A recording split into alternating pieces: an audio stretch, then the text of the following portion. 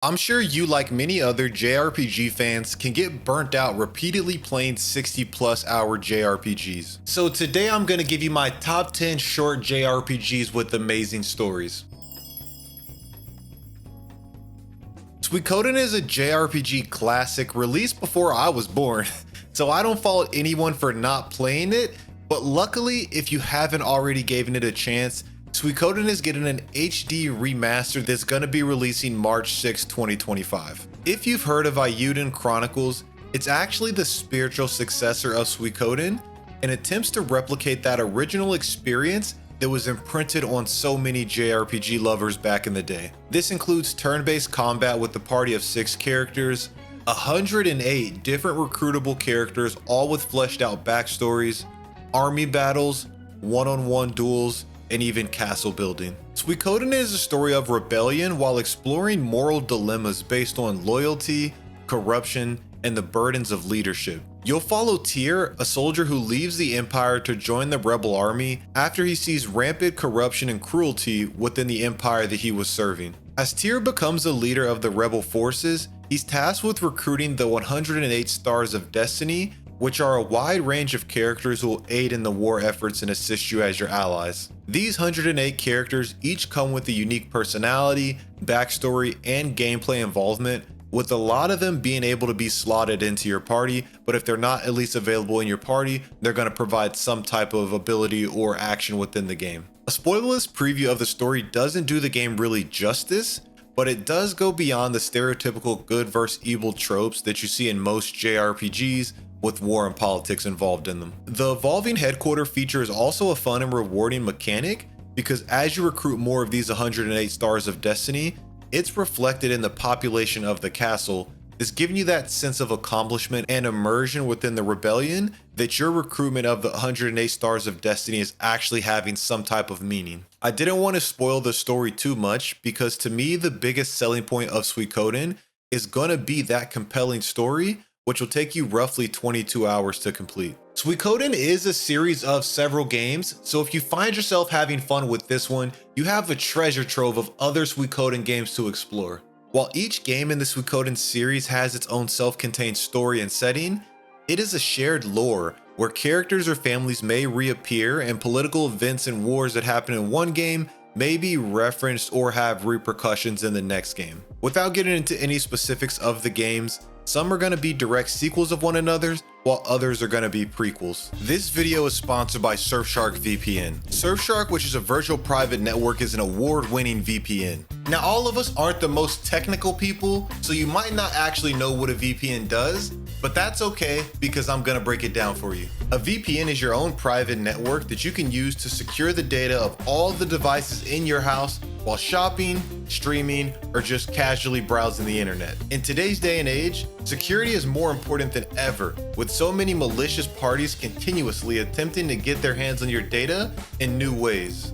We're all chronically online, but one false step and your data could be compromised, ruining your entire month. With Surfshark VPN, you can combat that by blocking trackers, ads, malware, and phishing attempts. There's a misconception that going incognito is going to protect you from everything, but in actuality, all it really does is stop your browser from tracking your cookies.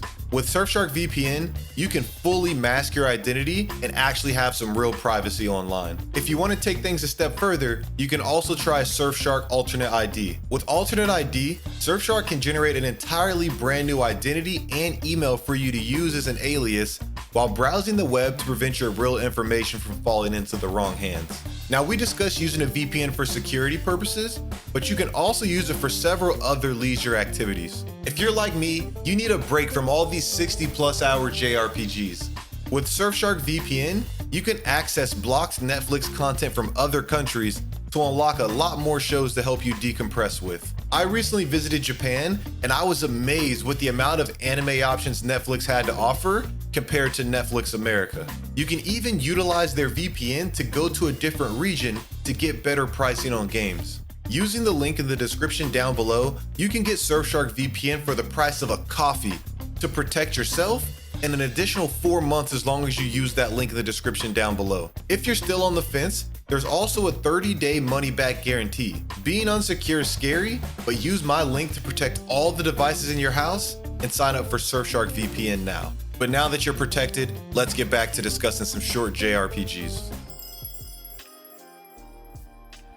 Granblue Fantasy Relink is an amazing option for someone looking for a short JRPG with action-based combat and modern graphics. Granblue Fantasy Relink offers 100+ hours of post-game content, but the actual meat and potatoes of the main story is about 15 hours. This gives you a chance to experience the full complete story, and if you find yourself having fun with the gameplay, you can take a shot at the post-game content. You'll be able to pick from a large roster of characters who all play differently to fill out your party of 4. There's a total of 22 different characters for you to choose from, generally each having a unique gimmick that sets them apart from everyone else and makes them all play entirely different. Additionally, you can also build each character in a different way with the sigil system to further allow customizations at a character level to make your specific character maybe play different from someone else's playthrough. That sigil system though, however, allows for a large variety of different playstyles instead of just locking you into the roles defined by the developers for said character. Initially, the post-game content was designed to be a primarily online experience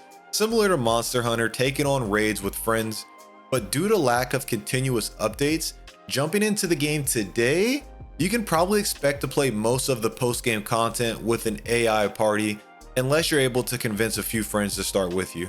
Now, the post-game content actually is really fun. I know that when I first saw the 100+ hours, I was like, is it really gonna be that good? But it's very fun and it's kind of set up like a dungeon in an MMO for some of the bosses. Now, these bosses can vary from dragons to griffins, or even from one boss to several bosses that you'll have to fight at once. Towards the end of the post-game content, you'll have to farm a specific boss to get your terminus weapon, which glows once it's fully awakened, and that felt like a really cool status symbol, similar to having a rare piece of gear in an MMO. However, if you just care about the main story, none of that matters. You're still in store for a very fun, action-packed adventure that's gonna last 15 hours like I mentioned earlier.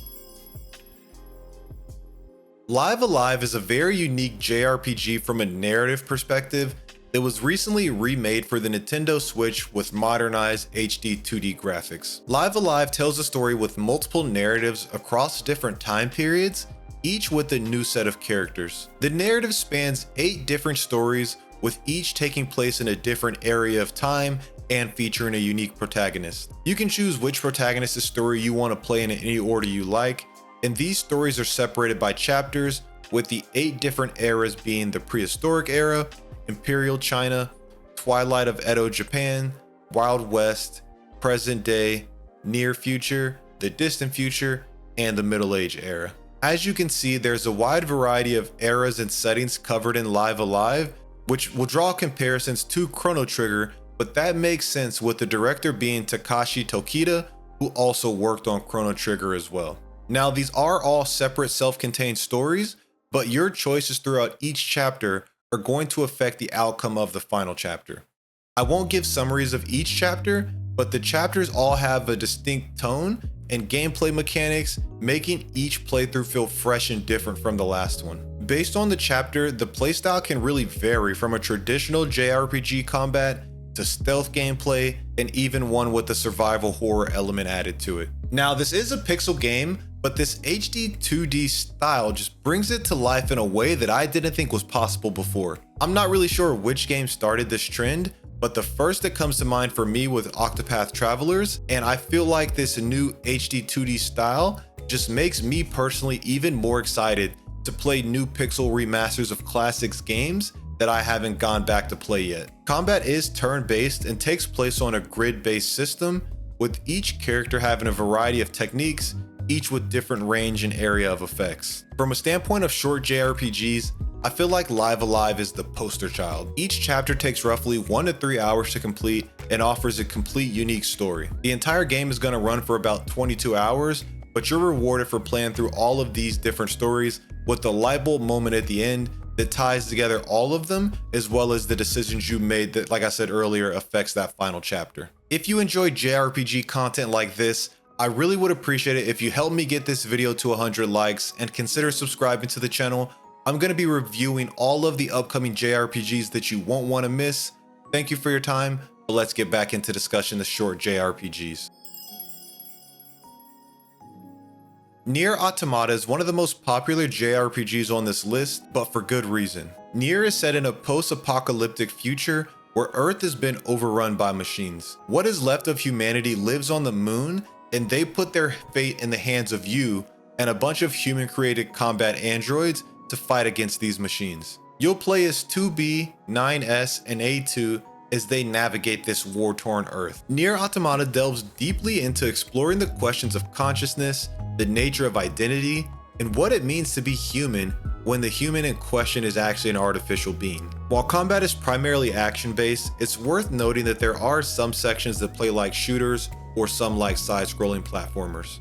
The action combat, though, is a fast-paced experience that's fluidly blending melee combat, allowing you to use two different weapons that can be switched between at will. Nier Automata is also an open-world JRPG that's going to allow you to fully explore this post-apocalyptic setting and take in the beautiful design of these abandoned cities, deserts, and forests. I know it does sound a little bit weird that it's post-apocalyptic, but the world is just so beautiful and appealing.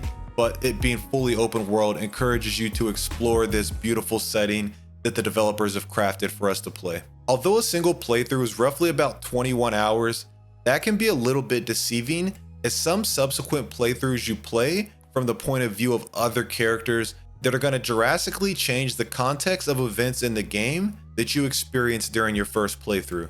Each ending builds on one another, that's forcing you to rethink your initial perception of the story and the characters. To see the true ending, you'll have to play the game about 3 different times, which offers a ton of replayability that isn't just playing the same story over and over again on a harder difficulty. Hey, if you're not interested in playing the story again the other 2 times to get the true ending, you also could just hit up YouTube and get an explanation of the other routes if you don't want to go further than that 21 hours of playtime. Witchspring R is one of the more relaxing JRPGs on this list, with its cozy art direction and gameplay loop. I feel like Witchspring R went under the radar of many people because its console release was the same day as Visions of Mana, but this is a game that people should actually be giving a try. The game follows Pieberry, a reclusive witch, navigating the world of humans who have a hate towards witches. Throughout your journey, you'll work to improve her skills, craft magic, and fight in turn-based battles. The combat isn't overly complicated compared to other JRPGs, but the goal seemed to be just to provide a charming experience for players to relax to and enjoy a heartfelt story. The training system will allow you to customize the stats of what you want to invest in when building out Pieberry, making each person's growth feel personal and strategic and uniquely to your playthrough. The visuals are where this game shines, taking a more adorable, cutesy, and charming art direction. I put this game in the hands of my girlfriend for about 10 minutes, and she couldn't stop saying, "Oh my god, this is so cute," at every little thing. She's gonna hate that impersonation, so I hope she doesn't watch this. But Witchspring R will take on an average about 20 hours to complete, allowing you to go down separate paths based on how you navigate the situations with humans and their prejudice towards you.